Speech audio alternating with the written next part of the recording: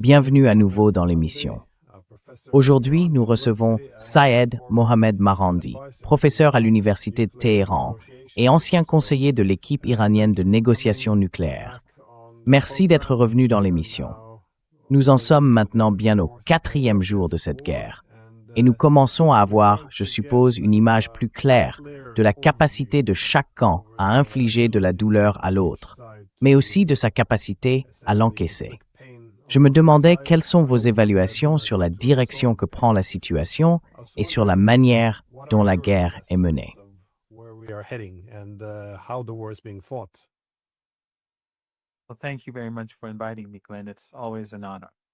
Eh bien, merci beaucoup de m'avoir invité, Glenn. C'est toujours un honneur. Je pense qu'à présent, il devrait être clair pour tout le monde. L'Occident collectif, les élites occidentales, que les choses ne se déroulent pas comme prévu. Et comme je le dis depuis de nombreux mois, et comme d'autres, y compris certains de nos amis communs, le disent depuis très longtemps, les calculs que font Washington et ses alliés reposent sur un récit inexact. Ce récit faux et trompeur pousse les décideurs à élaborer des politiques qui, en fin de compte, échouent et provoquent la misère des populations dans toute la région, voire dans le monde entier.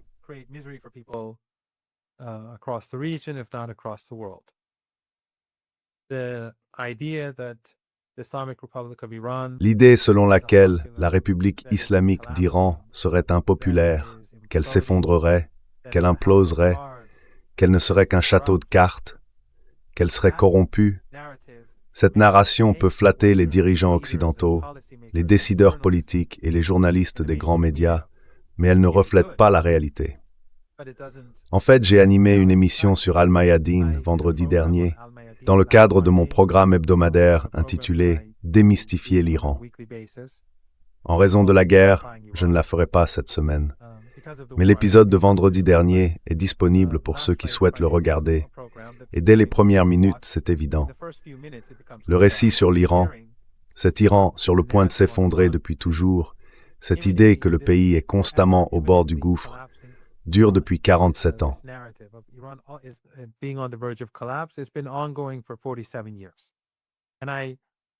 Et je donne quelques exemples de la fin des années 1980, des années 1990 et du début de ce siècle. Si vous prenez ces articles du New York Times et du Washington Post et que vous les placez dans le New York Times, le Washington Post ou d'autres médias d'aujourd'hui, vous ne verriez pas la différence. À l'époque, on disait que la révolution avait échoué, qu'une autre révolution se préparait, que la jeunesse, il y a environ 30 ans, la jeunesse qui n'avait pas connu la révolution cherchait autre chose. Tout ce que nous entendons aujourd'hui dans les médias occidentaux, le même récit existait il y a 35, 40, 45, 25, voire 20 ans. Donc c'est toujours en train de s'effondrer, mais il ne semble jamais s'effondrer.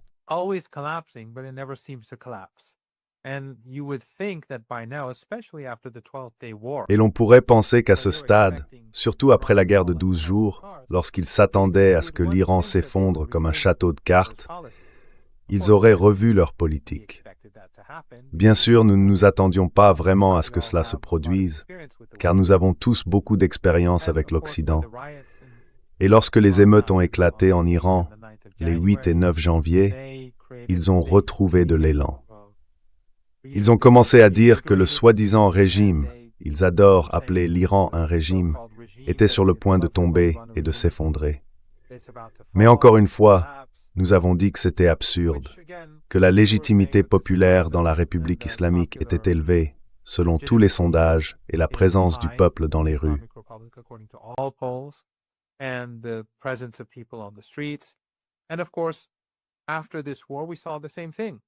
Et bien sûr, après cette guerre, nous avons vu la même chose. Trump voulait que les gens descendent dans la rue. Il fantasmait à partir de ces récits produits par les médias occidentaux et les think tanks occidentaux. Les gens sont effectivement descendus dans la rue, mais pour la raison exactement inverse, pour le condamner, pour commémorer l'ayatollah Khamenei, qu'ils considèrent comme un martyr. Et non seulement ils descendent dans la rue, Glenn, mais ils le font sous le feu, sous les bombardements. Ainsi, la nuit dernière et celle d'avant, à travers tout le pays, il y a eu d'immenses rassemblements que tu as sûrement vus en ligne. J'en ai publié certains, ceux de Téhéran, sur ma chaîne Telegram. Avant-hier soir, rien qu'à Téhéran, il y avait environ 20 rassemblements, chacun comptant des dizaines, voire des centaines de milliers de personnes. Il en a été de même la nuit dernière.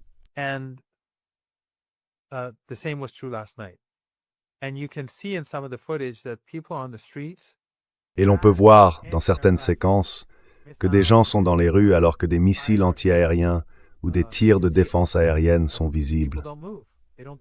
Mais les gens ne bougent pas, ils ne reculent pas, ils ne s'enfuient pas, ils ne se cachent pas. Ils scandent des slogans contre Trump, contre Netanyahou, contre le régime israélien et en soutien à la République islamique. Voilà la réalité. Pour moi, il était évident que c'est ce qui allait se produire. Mais la mauvaise évaluation en Occident est sans fin. Je pense que tant qu'il n'y aura pas un certain changement en Occident, qui pourrait arriver bientôt en raison des multiples crises auxquelles l'Occident et les États-Unis sont actuellement confrontés, tant que cela n'arrivera pas, je ne pense pas que les États-Unis apprendront. Mais l'Iran est déterminé à punir l'ennemi et il est résolu à infliger une défaite stratégique à Trump et à Netanyahou.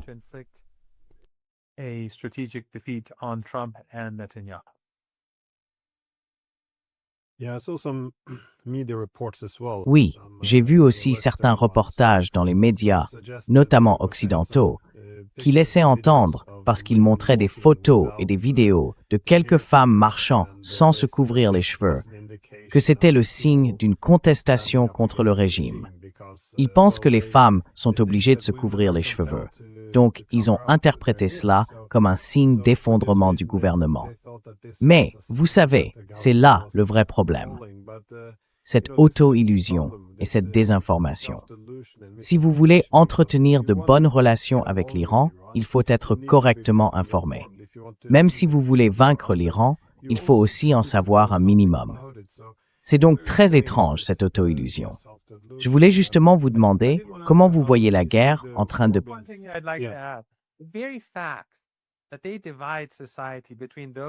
Une chose que j'aimerais dire, c'est que diviser la société entre celles qui se couvrent les cheveux et celles qui ne le font pas est d'une puérilité absolue, incroyablement puérile. Parmi mes propres proches, j'ai des femmes qui n'ont pas porté le hijab depuis des années lors de réunions privées ou familiales, et ce sont des partisanes farouches de la République islamique. Et je connais aussi des femmes qui portent le hijab intégral et qui ne soutiennent pas du tout la République islamique.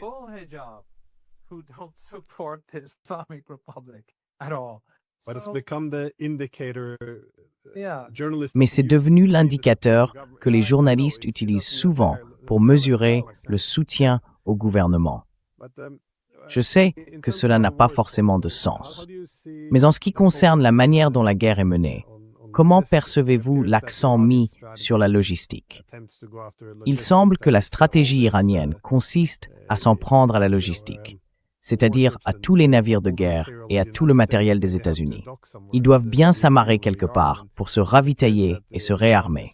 Il semble que l'Iran vise beaucoup de ces ports, en particulier la 5e flotte américaine basée à Bahreïn. Voyez-vous la même focalisation sur la logistique ou comment interprétez-vous la stratégie iranienne dans ce cas?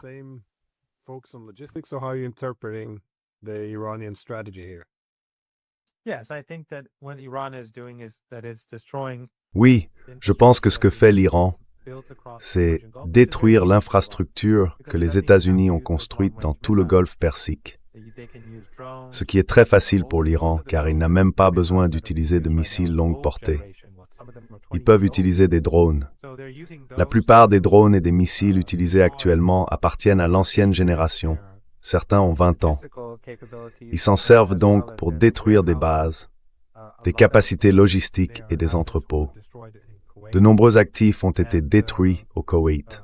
Ils visent également les soldats américains.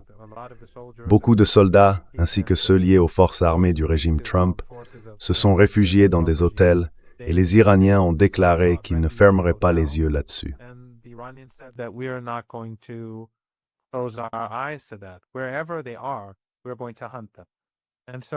Où qu'ils soient, nous allons les traquer.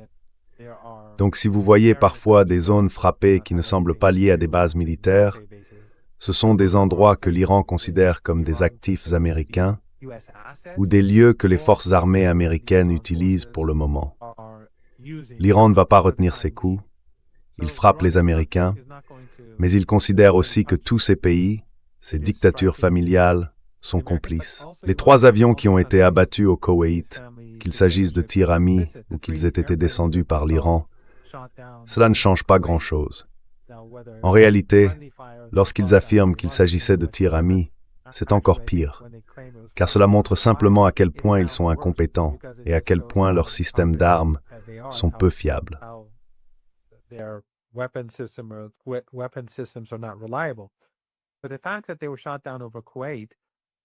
Mais le fait qu'ils aient été abattus au-dessus du Koweït, qui est très proche de la frontière iranienne, et que les avions américains et israéliens n'entrent pas en Iran, mais tirent des missiles depuis l'extérieur, montre que les Koweïtiens leur permettent d'utiliser leur espace aérien. Et bien sûr, les Saoudiens leur permettent d'utiliser leurs bases aériennes. Oman ou la Jordanie leur permettent aussi d'utiliser leurs bases aériennes. De l'autre côté du golfe Persique, c'est la même chose. La Turquie, tout en continuant à transporter du pétrole vers Netanyahou pour l'aider à mener son génocide, permet également aux avions AWACS de l'OTAN de survoler le territoire turc afin de recueillir des informations sur l'Iran et la résistance.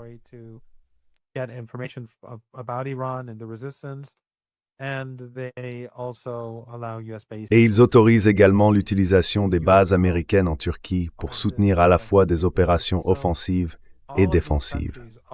Ainsi, tous ces pays se trouvent dans le camp américain et tous sont complices de la guerre. Les pays du Golfe Persique en particulier ne devraient pas s'attendre à ce que l'Iran ne riposte pas. En ce moment, le pétrole et le gaz ne quittent pas le Golfe Persique et l'Iran a ordonné aux navires de rester sur place. Ceux qui, sous la pression des États-Unis, tentent de partir sont frappés. Jusqu'à présent, je pense que 7 ou 8 navires ont été touchés. Les autres restent sur place. L'Iran ne veut pas interrompre le flux de pétrole. Il ne souhaite ni la destruction des installations pétrolières ou gazières du Golfe Persique, ni celle des pétroliers. L'Iran ne voulait pas de cette guerre au départ.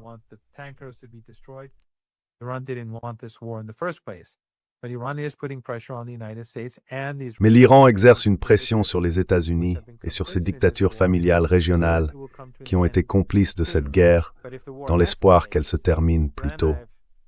Mais si le conflit s'intensifie, je n'ai aucun doute qu'à un moment donné, ces pétroliers ainsi que les installations pétrolières et gazières seront détruits.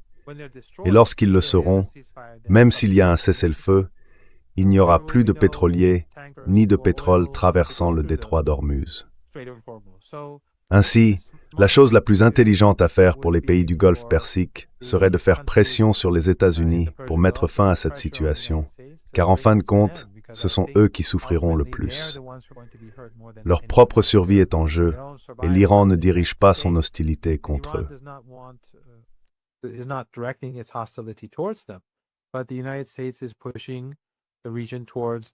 Mais les États-Unis poussent la région vers cette situation. Et si cela se produit, nous aurons un effondrement économique mondial, pire que celui de 1929 à mon avis. Surtout à un moment où les États-Unis ont besoin d'énergie bon marché pour leurs projets d'IA qui sont très énergivores. C'est la chose la plus insensée, c'est totalement immoral et meurtrier. Ce matin même, nous avons eu de très grandes funérailles pour environ 165 enfants que les Américains ont tués à Minop City. Et les médias occidentaux sont complètement différents. Évidemment pas comme la BBC, CNN et tous les autres. Ce ne sont que des sténographes pour la classe Epstein. Mais l'Iran ne veut pas d'escalade. Il se défend simplement. Donc, si ces régimes réussissent à forcer les Américains à se retirer, c'est une bonne chose pour tout le monde.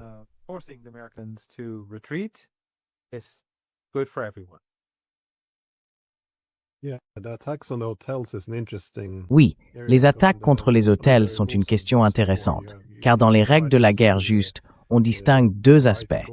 le droit de faire la guerre, le jus ad bellum, et les règles à suivre pendant la guerre, le jus in bello. Et selon les lois de la guerre, il est indiqué que chaque fois que des forces militaires ou des armes sont placées dans une zone civile, cette zone devient une cible légitime. Le crime, alors, est commis par ceux qui ont placé les forces militaires dans la zone civile. Mais vous avez mentionné cette escalade, et j'ai lu qu'il y avait eu une certaine pression des États-Unis pour que certains États du Golfe participent directement, en particulier l'Arabie saoudite.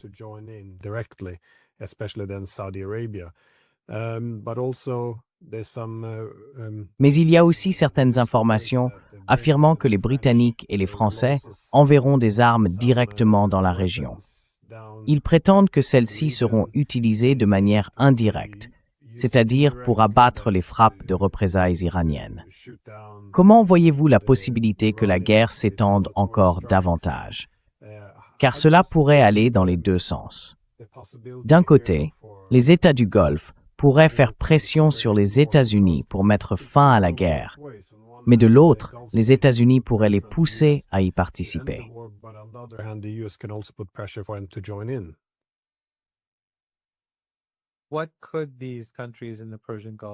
Que pourraient réellement faire ces pays du Golfe Persique en cas de guerre? Je veux dire, si l'Iran veut sérieusement les affaiblir, il peut le faire très facilement. Tout ce que l'Iran a à faire, c'est de détruire leurs installations pétrolières et gazières, de détruire leurs principaux atouts. Ils dépendent entièrement de l'énergie. Ils ne sont pas comme l'Iran, ils ne sont pas comme certains autres pays, disons, d'Asie centrale ou du Caucase. Ils en dépendent totalement. Ils n'ont rien d'autre.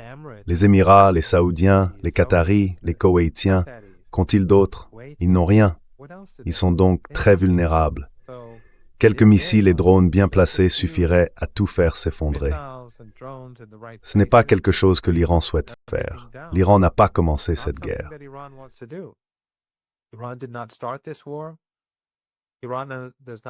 L'Iran n'héberge pas de bases appartenant à des pays hostiles à d'autres dans la région. L'Iran n'a aucune base étrangère, aucun pays étranger n'a de base en Iran. Ainsi, la chose la plus intelligente à faire pour eux, afin de survivre, serait de convaincre les États-Unis de reculer. Et les États-Unis devraient se retirer, s'en aller. Ce serait bien sûr une défaite majeure pour les États-Unis. Mais l'Iran ira jusqu'au bout. L'Iran n'a aucun projet de mettre fin à la guerre et il intensifiera ses actions si nécessaire. Nous avons vu que les capacités de l'Iran sont très importantes. Le fait que les États-Unis ne soient pas en mesure de détruire les bases souterraines de missiles et de drones de l'Iran est la raison pour laquelle les États-Unis et le régime israélien bombardent des hôpitaux. Ils ont même bombardé des hôpitaux à Téhéran.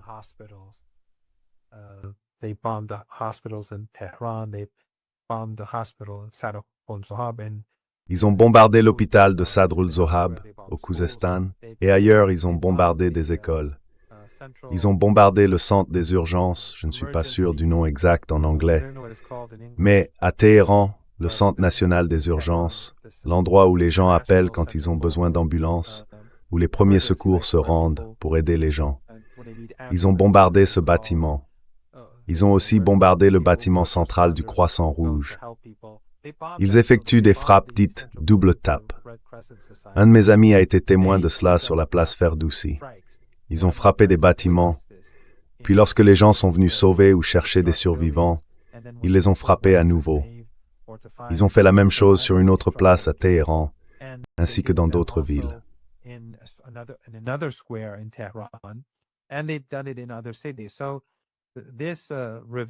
Ce meurtre par vengeance, cette revanche contre des Iraniens ordinaires, découle de leur incapacité à frapper des cibles iraniennes clés. La plupart des bases souterraines de l'Iran n'ont même pas encore été utilisées. L'immense majorité n'a pas été ouverte. Ils ne savent même pas où elles se trouvent, ni où sont leurs entrées. Ils utilisent une série de bases souterraines datant de guerres précédentes et quelques-unes orientées vers le Golfe Persique. Mais la grande majorité des capacités de l'Iran n'a pas encore été révélée. Et l'Iran, comme je l'ai dit plus tôt, utilise des missiles et des drones plus anciens. L'Iran s'engage donc dans une lutte de longue haleine. Il est plus que prêt à combattre pendant très longtemps.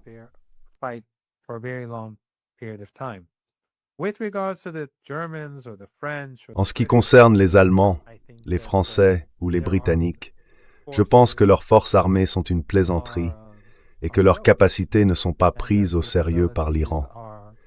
Ils ont déjà bien assez de problèmes en Ukraine, et ces problèmes vont probablement s'aggraver dans les circonstances actuelles. Toutes ces défenses aériennes s'épuisent dans la région du Golfe Persique et en Palestine. Nous voyons des missiles iraniens traverser directement les défenses en Israël. De toute évidence, il manque de systèmes de défense aérienne, et ceux qu'ils possèdent ne sont de toute façon pas très efficaces. Il en va de même dans le Golfe Persique.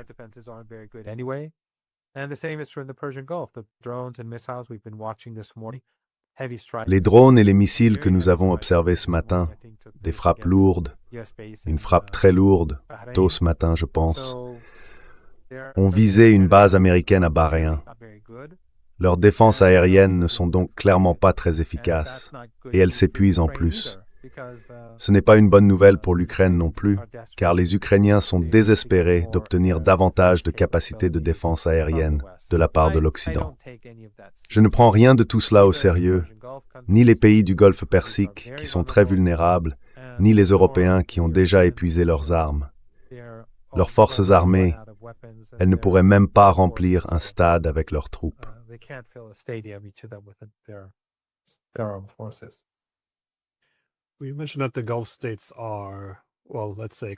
Vous avez mentionné que les États du Golfe sont, disons, excessivement, voire totalement dépendants des exportations d'énergie.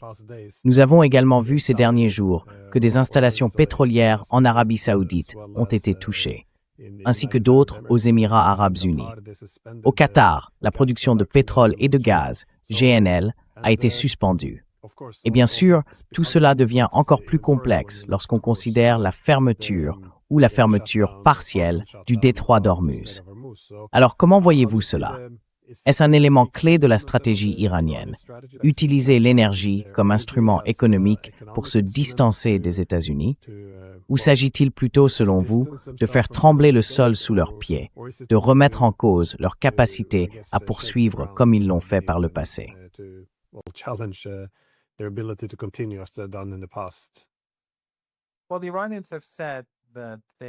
Eh bien, les Iraniens ont déclaré qu'ils n'avaient pas mené l'attaque de drones contre l'installation de Saudi Aramco. Et nous avons entendu, je n'ai pas regardé l'interview de Tucker Carlson, mais nous avons entendu de sa part que les Israéliens tentaient de mener des attaques à la bombe en Arabie Saoudite et au Qatar. Il n'est donc pas clair quelle est la véritable histoire concernant les installations énergétiques. Si l'Iran avait voulu les détruire, il les aurait détruites. Si l'Iran avait voulu détruire les pétroliers, il les aurait détruits. Je ne sais pas si vous avez vu les images de l'Iran tirant un missile sur un pétrolier qui refusait d'obéir aux ordres de rester sur place. Quelqu'un filmait et on pouvait voir le missile passer juste à côté des différents pétroliers alignés les uns à côté des autres. Il ne voulait manifestement pas toucher à ces pétroliers.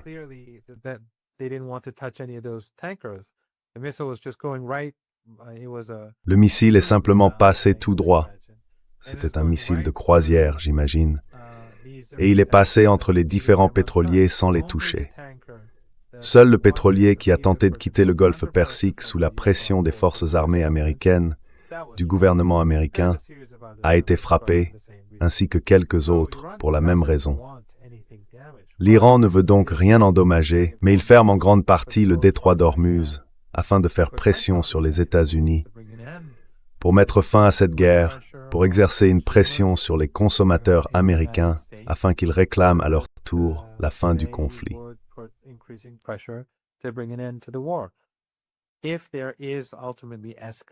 S'il y a finalement une escalade, ce sera le résultat des actions des États-Unis et du régime israélien. Tout comme pour les problèmes que nous connaissons actuellement, c'est eux qui sont à blâmer. Si quelqu'un est mécontent de voir les prix du gaz naturel grimper soudainement parce que le Qatar ne peut pas acheminer son gaz par le détroit d'Ormuz, c'est à cause des États-Unis, à cause de Trump et de Netanyahou, que cette guerre a commencé. S'ils n'avaient pas déclenché la guerre, cette énergie serait déjà en route vers l'Europe ou vers tout autre endroit où elle devait aller il y a quelques jours.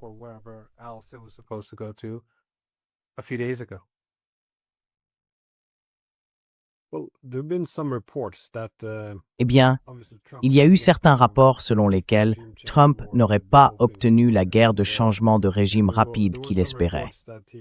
Et il y a aussi eu des informations selon lesquelles il aurait utilisé certains canaux, par les Italiens, je crois, pour demander à l'Iran d'accepter un cessez-le-feu afin d'y mettre rapidement fin. Mais ils ont ensuite reçu une réponse négative. Encore une fois, je ne suis pas sûr que ce soit vrai. Je n'ai aucun moyen de le vérifier. Mais cela soulève une question intéressante. Si les États-Unis estiment avoir commis une erreur, qu'ils veuillent revenir en arrière de façon permanente ou, plus probablement, temporairement, pour réessayer dans quelques mois, comment l'Iran réagirait-il?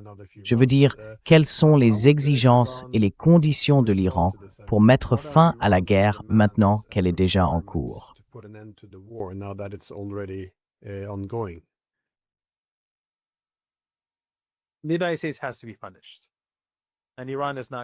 Les États-Unis doivent être punis, et l'Iran n'a pas l'intention d'accepter un cessez-le-feu. Cela n'arrivera pas. Les Iraniens doivent atteindre un stade où ils estiment qu'à l'avenir, la sécurité de cette région ne sera plus menacée par les États-Unis. Les Iraniens se préparent donc à une lutte de longue haleine. Et souvenez-vous, ils disaient, je crois que c'était Netanyahou qui affirmait, que l'Iran possédait environ 2000 missiles, ou 1800 missiles. Eh bien, je pense, et je l'ai toujours dit, que c'est absurde. Le nombre de missiles iraniens prêts à frapper Israël, il faudrait multiplier ces 2000 par un grand nombre pour obtenir le chiffre réel.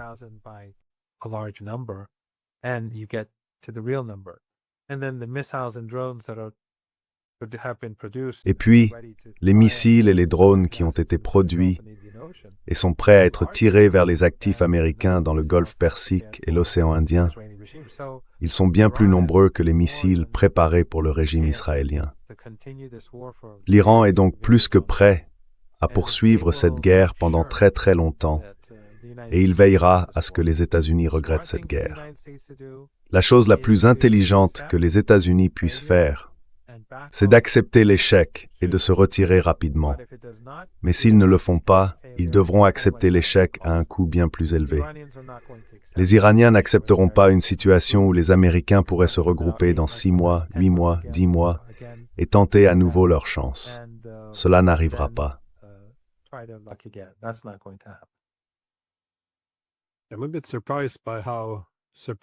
Je suis un peu surpris de voir à quel point les gens sont surpris par les capacités de l'Iran et par la manière dont il les utilise. Parce que, eh bien, quiconque suit ce podcast ou discute avec vous, ainsi qu'avec d'autres invités, a déjà souligné que l'Iran dispose d'un très grand nombre de missiles et de drones. Mais aussi, la façon dont l'Iran réagirait, s'il était à nouveau attaqué par les États-Unis, serait perçue comme une menace existentielle, et il frapperait essentiellement toutes les bases à travers toute la région. Cela aurait dû relever du bon sens. Mais si l'on accepte ce bon sens, il faut d'abord admettre que l'Iran considérerait cela comme une question existentielle.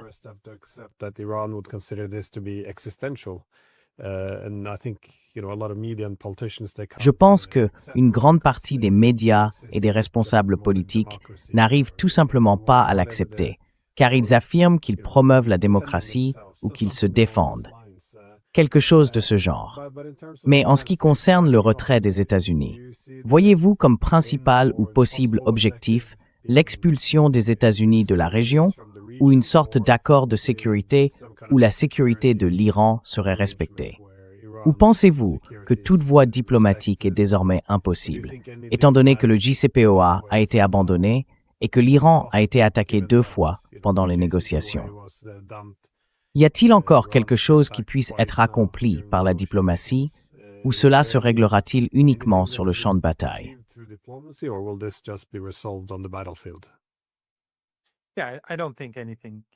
Oui, je ne pense pas que quoi que ce soit puisse être obtenu par la diplomatie. L'Iran n'a aucun intérêt à discuter avec les Américains. Nous avons déjà vu comment les Américains se comportent. Trump a négocié, mais ces négociations étaient une façade, aussi bien pendant la guerre précédente que pendant celle-ci. Et son opposition n'a aucun problème avec ça. C'est important. Les démocrates n'ont aucun problème à tuer des Iraniens, à trahir et à mentir sur les négociations, et à mener de fausses négociations. Ils détestent Trump. Mais pendant le discours sur l'état de l'Union, le seul moment où démocrates et républicains se sont tous levés et ont applaudi comme des phoques, c'était lorsqu'il attaquait l'Iran. On ne peut donc pas faire confiance aux États-Unis. Et je pense que les pays du monde entier s'en rendent compte aussi. Ils voient ce qui se passe. L'Iran va donc se battre, et au final, les Américains devront trouver un moyen de se retirer. C'est la seule solution qui sera acceptable pour l'Iran. Si les Américains se retirent plus vite, c'est plus intelligent. Mais s'ils ne le font pas, ils en paieront le prix fort.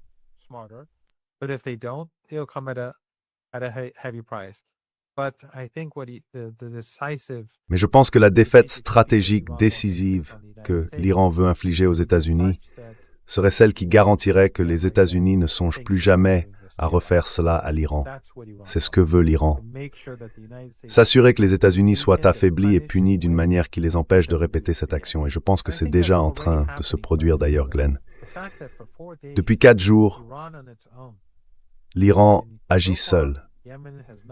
Jusqu'à présent, le Yémen n'a pas été impliqué, l'Irak seulement de façon limitée, le Hezbollah de manière modérée, mais de plus en plus engagé, et les alliés de l'Iran attendent encore. Les Iraniens peuvent faire bien plus qu'ils ne le font actuellement. Ils n'ont même pas encore utilisé leurs atouts principaux.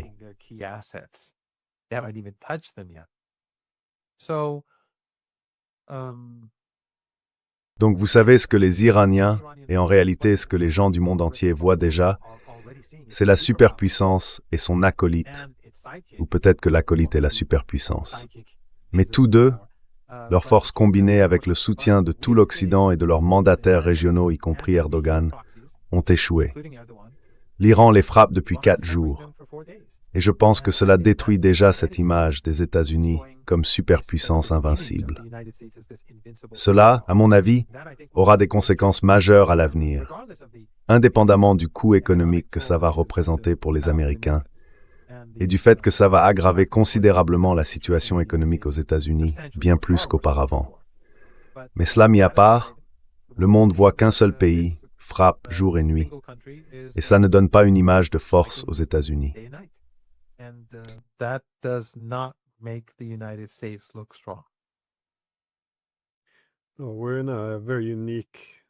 Nous vivons, je pense, une période tout à fait singulière de l'histoire, c'est-à-dire après l'ère hégémonique, ou le moment unipolaire qui a suivi la guerre froide, lorsqu'il n'existait qu'un seul centre de pouvoir. Je pense que, pour les États-Unis, comme pour l'ensemble de l'Occident politique, la guerre était perçue comme quelque chose qui se déroulait dans des pays lointains. Dans l'ensemble, on partait du principe que, tant qu'il y avait la volonté, les États-Unis pouvaient dicter chaque issue partout dans le monde. Je pense qu'aujourd'hui, alors que nous parlons, il y a 2 guerres, l'une en Ukraine contre la Russie et l'autre contre l'Iran, où il n'existe pas la capacité d'imposer le résultat souhaité. Et encore une fois, je crois que c'est un signal d'alarme. La répartition internationale du pouvoir a changé. Mais cela m'amène à ma dernière question. Quelles sont, selon vous, les implications à long terme de cette guerre? Car si elle devait se terminer aujourd'hui, on pourrait dire que son impact serait limité. Mais étant donné qu'elle risque de se prolonger encore un certain temps, comment voyez-vous son influence sur le...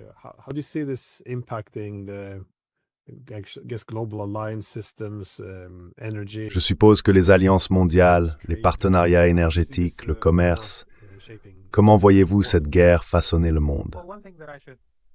Eh bien, une chose que je devrais souligner ici, à titre anecdotique, vient de ma propre expérience. Certains de ces jeunes qui avaient été influencés par l'Occident et qui étaient descendus dans la rue pour manifester en janvier, les 8 et 9. Désolé, notre calendrier est différent du vôtre, donc je m'y perds un peu. Je crois que c'était les 8 et 9 janvier. Certains d'entre eux, ou du moins 3 d'entre eux, sont venus me voir directement et m'ont dit « Nous voulons aider ». Et d'une manière un peu indirecte, certains plus directement, d'autres moins, ils essayaient de dire qu'ils regrettaient ce qu'ils avaient fait. Maintenant, ils veulent voir ce qu'ils peuvent faire pour aider.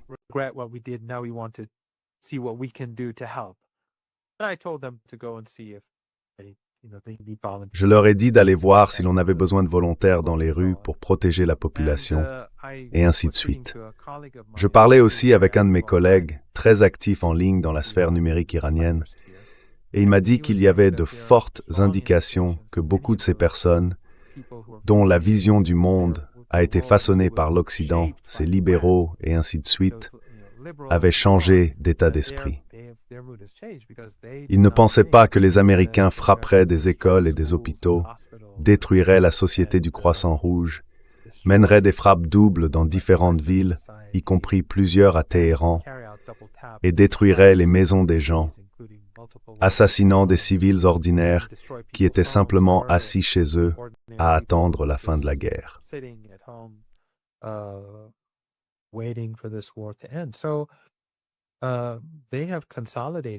Ils ont donc consolidé la République islamique. Et l'ayatollah Khamenei, son statut a littéralement explosé. Et pas seulement en Iran, mais dans toute la région et au-delà. On peut voir que ce que les Américains ont fait est exactement le contraire de ce qu'ils voulaient. Ils ont rendu l'Iran et tout le mouvement bien plus fort. Et bien sûr, comme nous en avons déjà parlé, l'islam, et en particulier l'idéologie chiite, soutient les opprimés et se dresse contre les oppresseurs, avec Karbala et l'imam Hussein comme symboles centraux. Si les intellectuels ou les élites américaines, pour être plus précis, ainsi que les décideurs politiques, avaient étudié cela un peu, ils auraient su qu'ils avaient choisi le mauvais pays avec lequel se battre.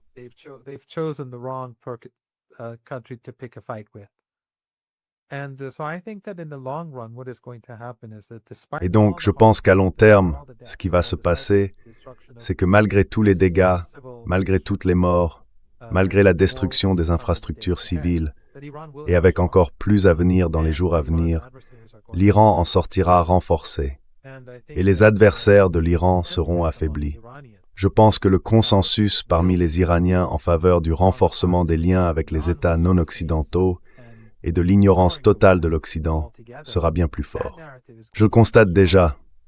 Les qui leur sont alliés sont considérés comme impardonnables.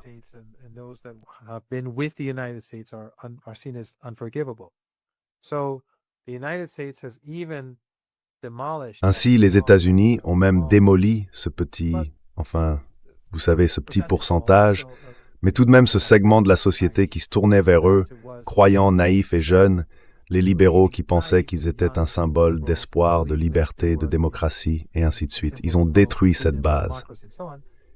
Et je pense que, pendant 1 ou 2 générations, cela rendra les États-Unis incapables d'exercer la moindre influence en Iran. Mais je pense qu'à ce moment-là, l'Empire américain se sera déjà effondré, bien avant cela. Et je pense que la guerre contre l'Iran accélère très rapidement cet effondrement. Dans la littérature de sciences politiques des années 1990 et 2000, beaucoup d'articles et d'ouvrages se concentraient beaucoup sur le Menahem.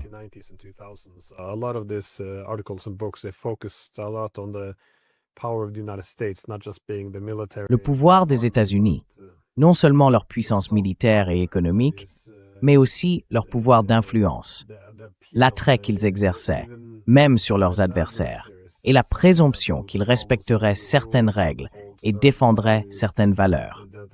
Cela avait une sorte de force gravitationnelle, moins facile à mesurer que la puissance économique ou militaire, mais néanmoins immensément puissante.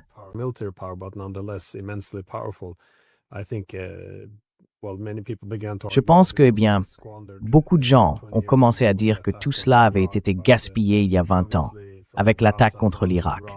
Mais évidemment, de Gaza aujourd'hui à l'Iran et à toutes ces autres guerres, je pense que c'est un atout très précieux que les Américains ont jeté par la fenêtre à leur propre risque. Donc non, rien de tout cela n'a de sens. Pourquoi ils ont cru qu'une attaque contre l'Iran fonctionnerait? Pourquoi ils ont pensé que tuer la plus haute autorité religieuse d'Iran pendant le Ramadan pousserait les gens à descendre dans la rue comme s'ils avaient été libérés par des bombes américaines? Je veux dire, tout cela est trop insensé pour être pris pour vrai, vous voyez. Mais non, je pense que beaucoup d'erreurs ont été commises. Et j'espère que si quelqu'un en tire des leçons, des relations plus pacifiques pourront peut-être être établies à l'avenir. Mais pour l'instant, il ne semble pas qu'une paix soit en vue. Et oui, il semble que toutes les parties intensifient leurs actions. Donc oui, des temps troublés s'annoncent. Mais comme toujours, merci beaucoup d'avoir pris le temps. Merci beaucoup de m'avoir invité, Glenn Dizen. C'est toujours un plaisir.